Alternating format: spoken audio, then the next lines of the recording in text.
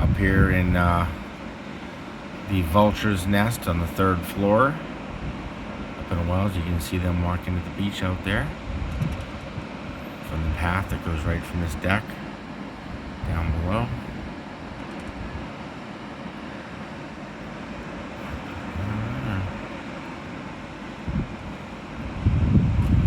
And then up here, my own private quarters.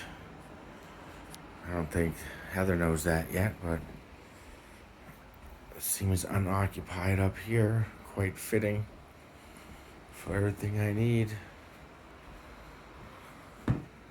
Bathroom, sink, bed, views of the water on both sides. That's the inlet right there that goes around. Now we're basically on a peninsula. Both sides.